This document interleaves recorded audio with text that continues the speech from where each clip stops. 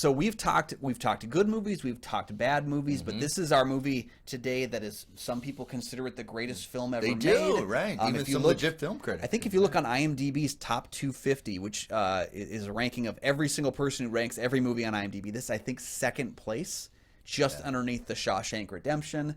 Today we're going to talk about one of the only movie trilogies where the director helmed 3 films, and all 3 were nominated for Best Picture. And there's also a TV show about the making of this called The Offer. Yeah, so we are here to talk about the first installment of The Godfather. Join us for Francis Ford Coppola's 1972 film today.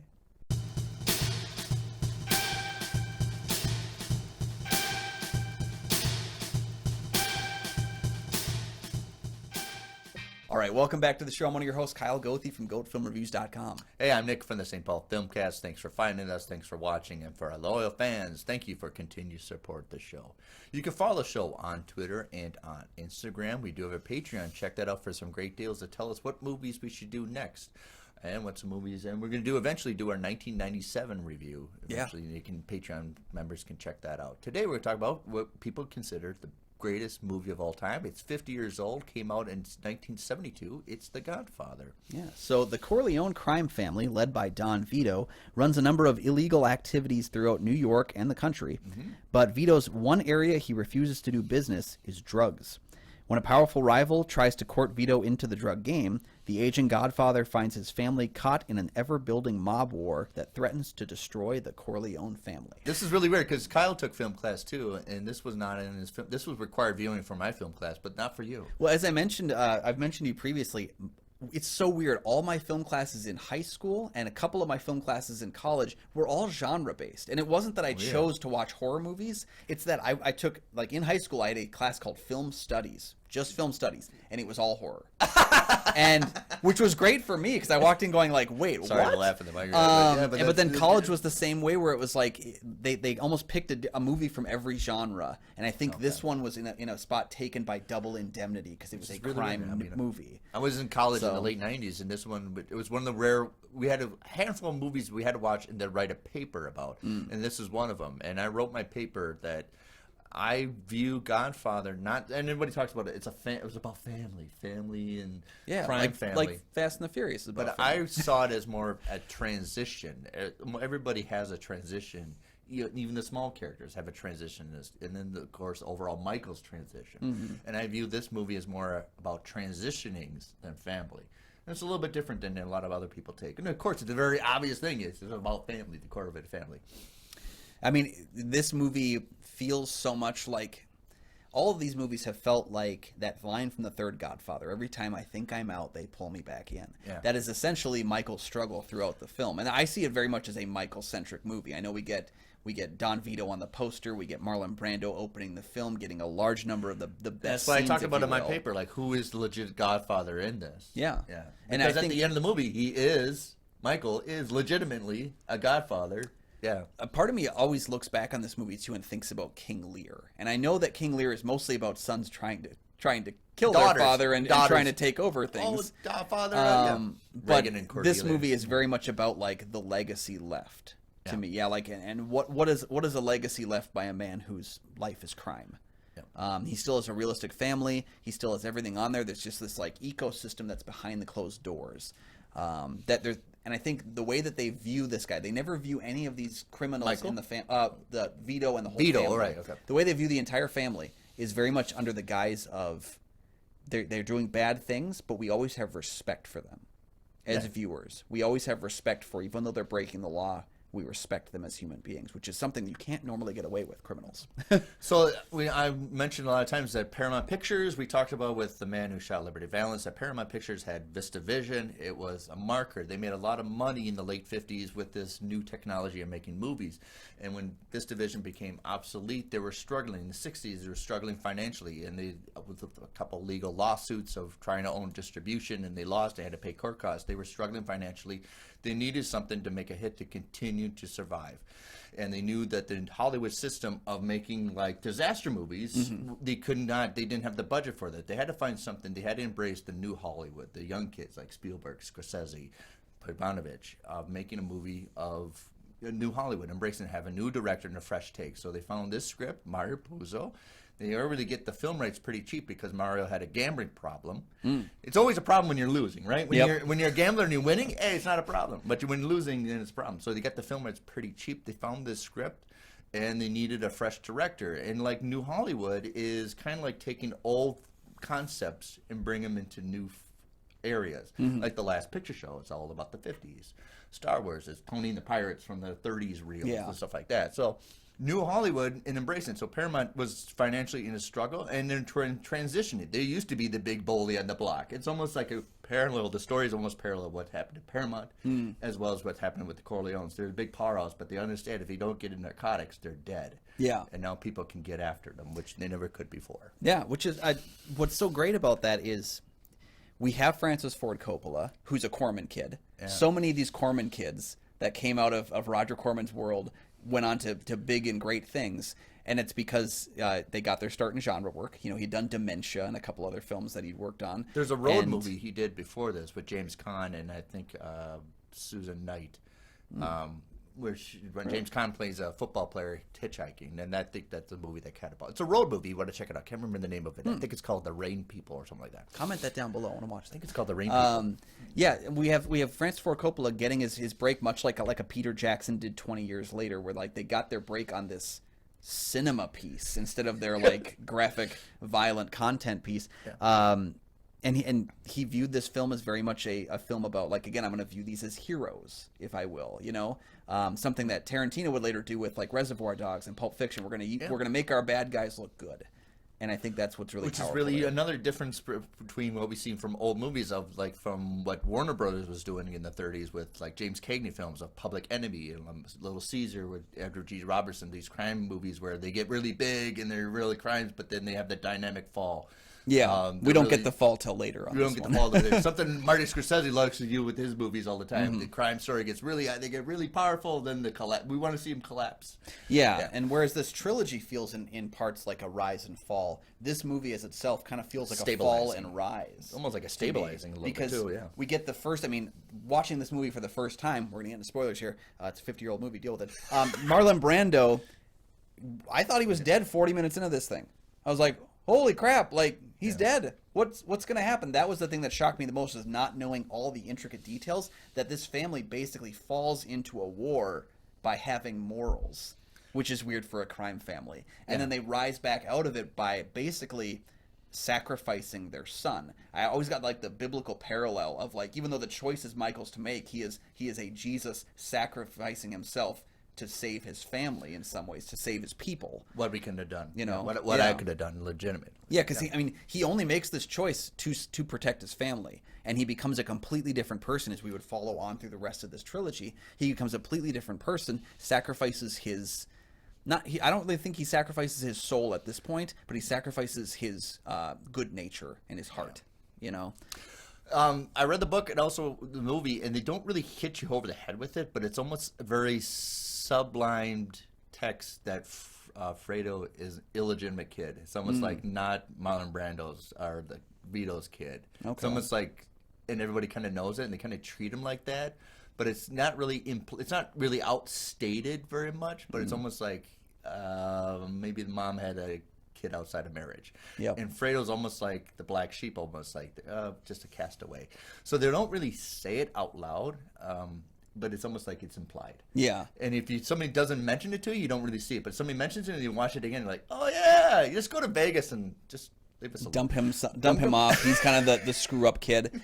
It's great that every member of the family feels like a complete rounded out character that you don't get very often. You know, Michael is the one that wanted to avoid the family. He wanted to leave the family. You get Sonny, who kind of wants to rule the family. Sonny wants to, but doesn't have the ability to. Doesn't have the smarts to. Yeah, he's too hot-headed. You've got Fredo, who's not strong enough. He's a good kid. No, he fumbles the gun, which is perfect. I mean, it's great acting, because if you do it too clumsy, it looks like you're acting. You do it too straight, it looks like it's forced. But he does it perfectly. He makes it pop out almost.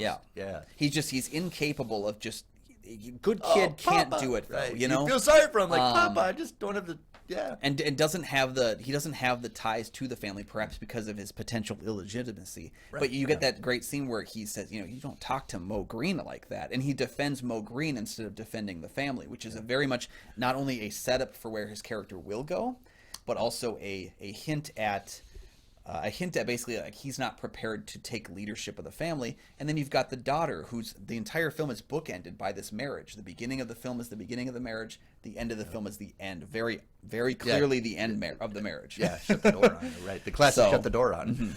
Mm-hmm. So right at the time, Marlon Brando's career was done for. He's worn out his welcome to Hollywood, his antics and his tantrums and everything, and people had enough. This is 10 years.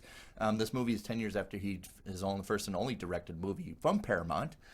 So Paramount's kind of like, I don't want to deal with them anymore. But Francis Ford Coppola understood that.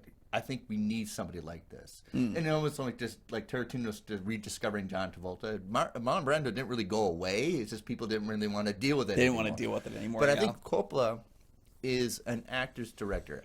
Obviously, a lot of his films have a very great visual, like Apocalypse Now and like Rumblefish and all that. But he usually lets his cinematographer hire that. I think he's more of an actor's director.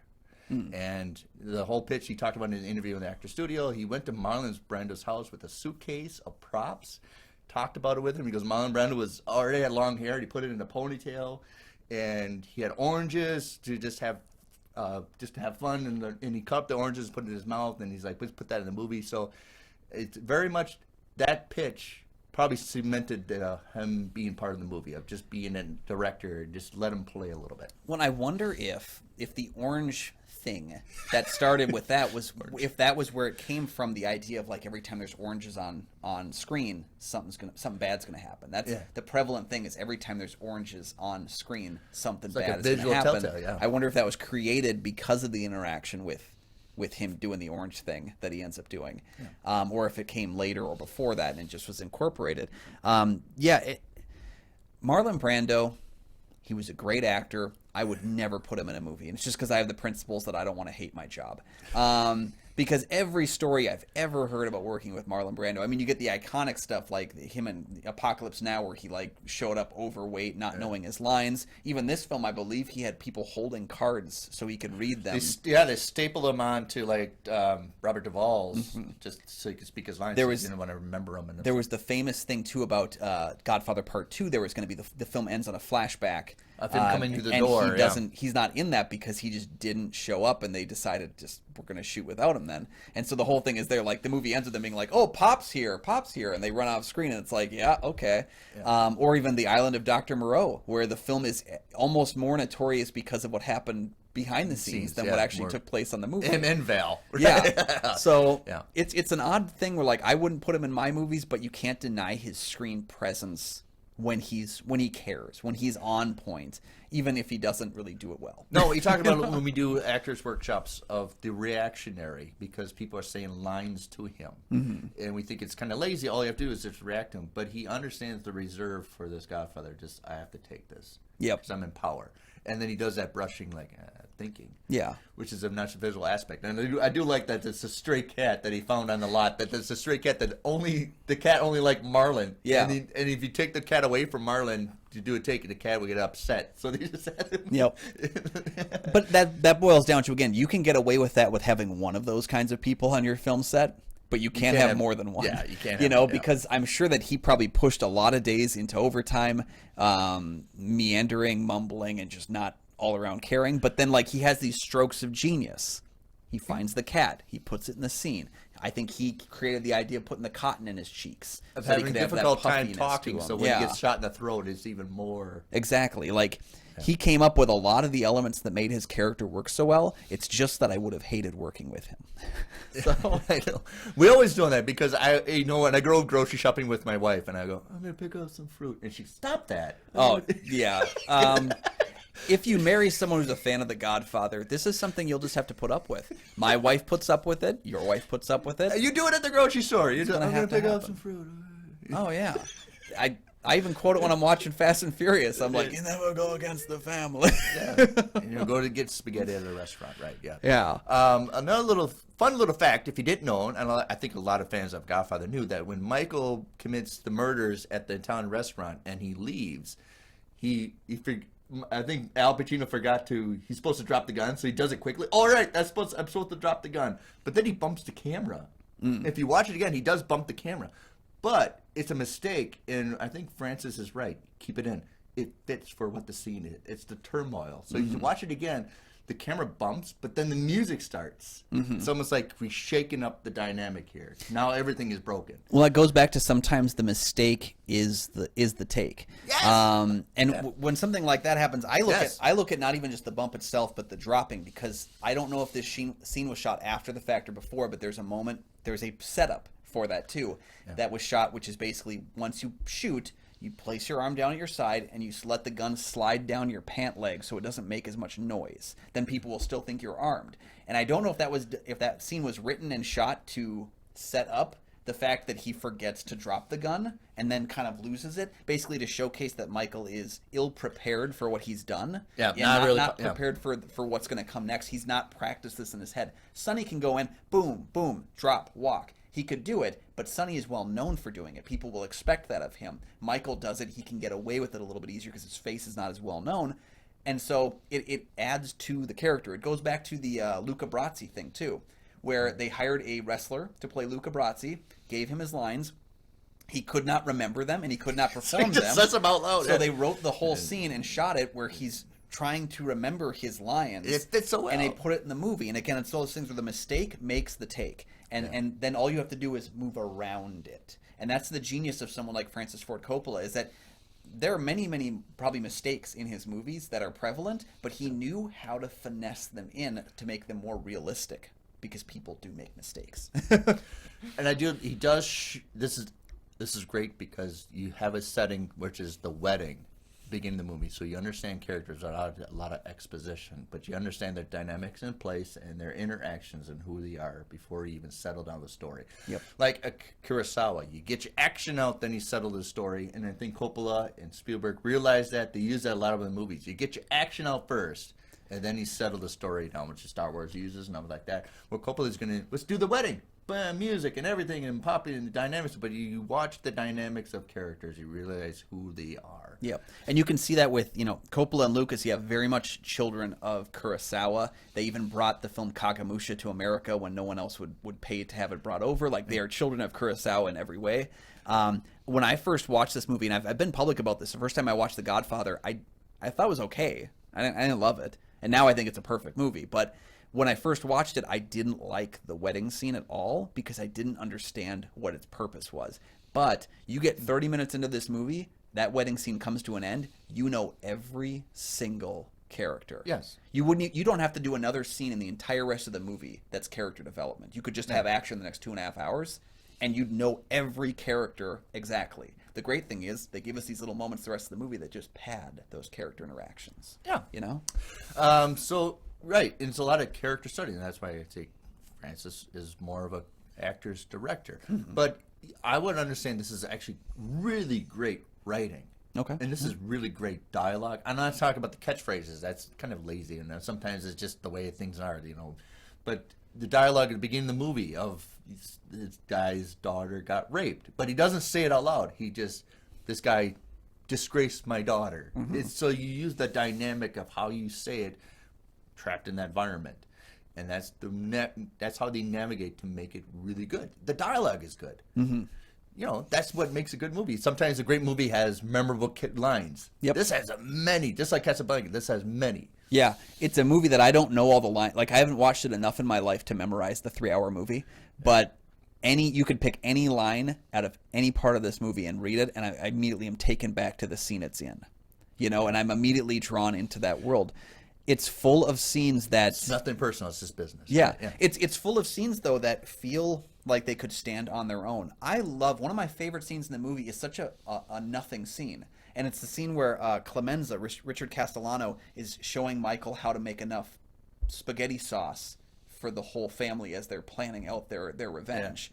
And it's just simple. He's just showing him how to cook. He goes, "You're gonna have a family one day. You're gonna have to cook for a lot of these people. I'm showing you how to do that." Are you a guy? It's almost like a masculine test. Are you a guy? Can you make this? Yeah. All right, kiddo. It's something where traditional '50s values was the woman cooks and cleans and the guy goes to work. And it's interesting to jump back into this realm of the '30s and showcase. What we have here is like a real man in this way, a real manly man. Cooks spaghetti sauce for his entire crew. He makes sure that they're all fed. And it's just that level of lineage and honor that is different from like a knight's honor, but it's part of the mafia honor. It's part of the mobster honor, So we talked about in 1972, we talked on another movie, The Getaway, and what's his name is in this movie is too. I'm blanking on his name. Tesio, not Tesio, Brazzo.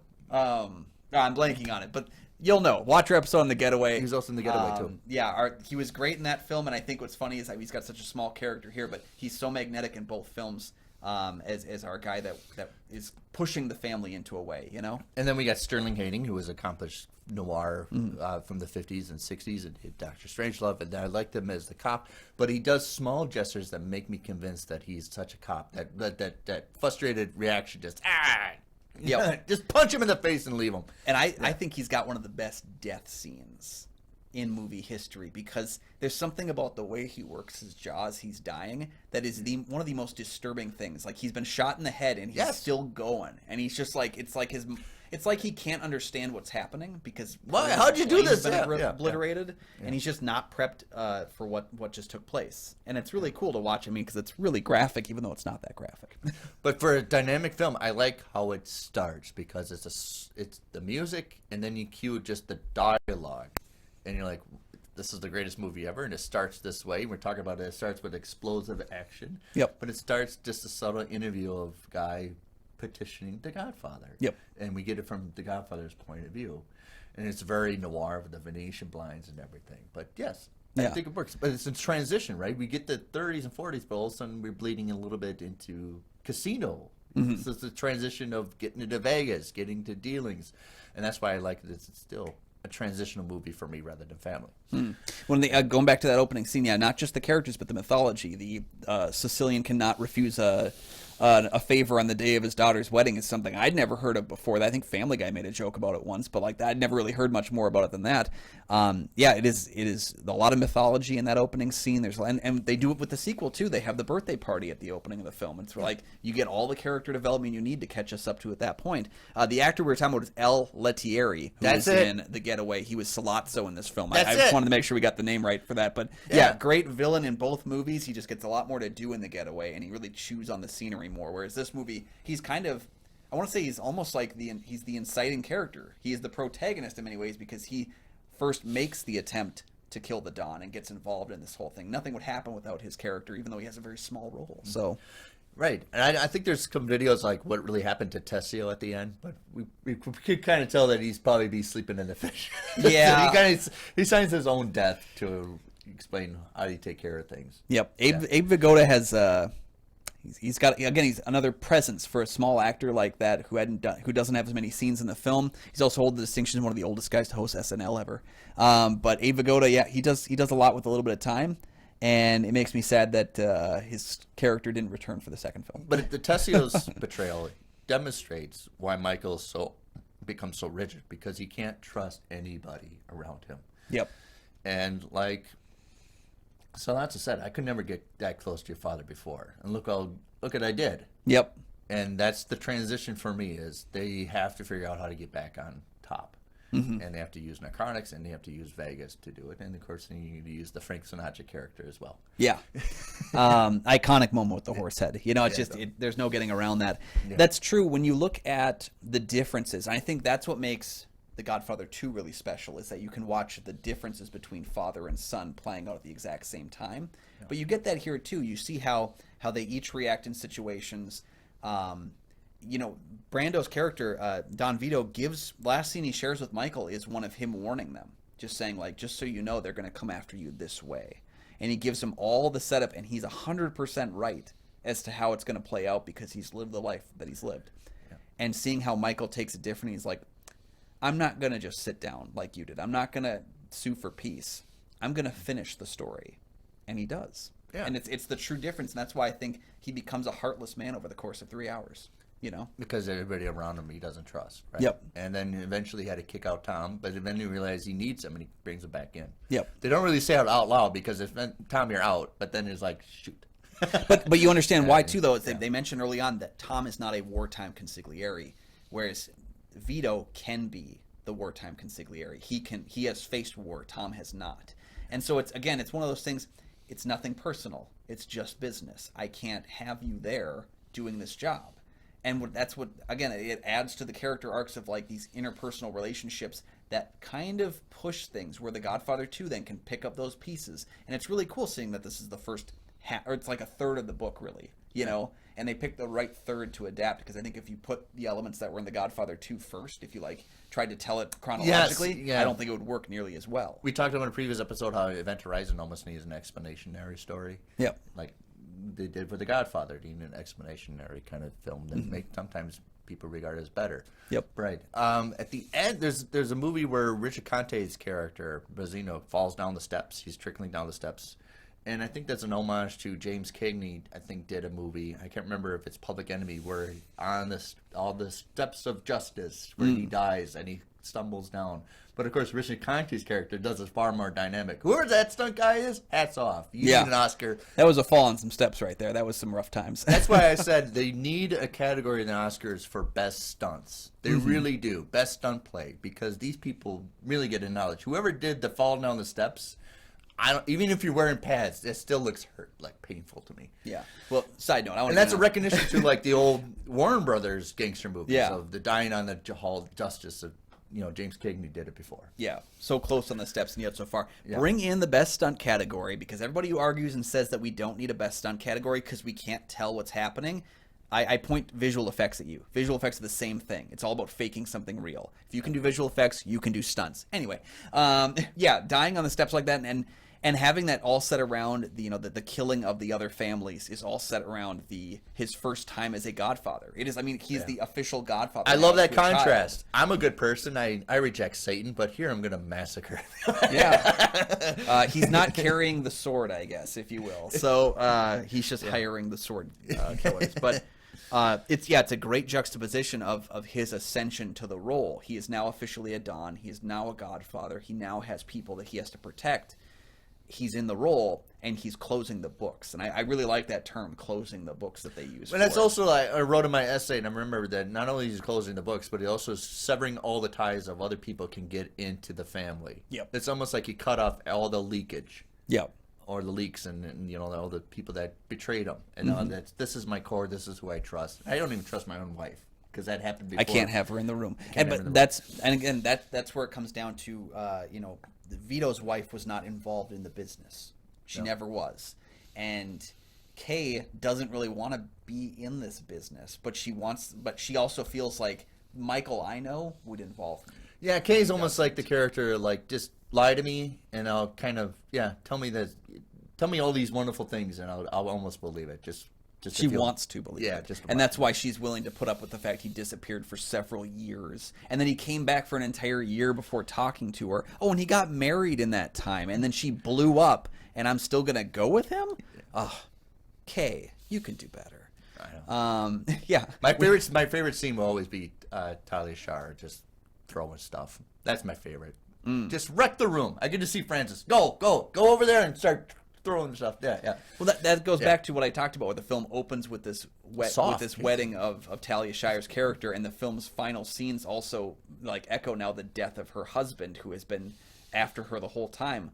That it's a beginning and end kind of a movie. It closes the cycle, and yet it also sets things in place for a new cycle. Yeah. So transitions.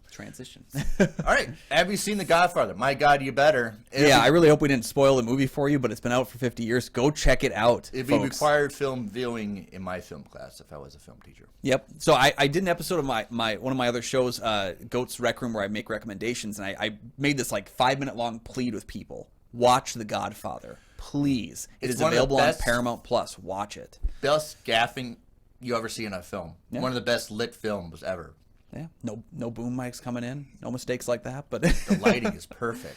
Yeah. So let us know your thoughts on The Godfather. Would you like to see us cover other films in the trilogy? I'd love to go back and revisit The Godfather 2. We got some We got 2 different cuts of the third movie. And then, do you want to see us cover more Francis Ford Coppola films? Let us know down in the comments section below. He's a director who I really, really enjoyed. I've enjoyed a lot of things in his career that other people haven't. So Rumblefish is one of the most underrated films. Yeah. So yeah, let us know down below what your thoughts are on The Godfather, its director, its cast, everything else. Have you read the book? I hear from most people that read the book that this is one rare instance where the movie is better. Yes.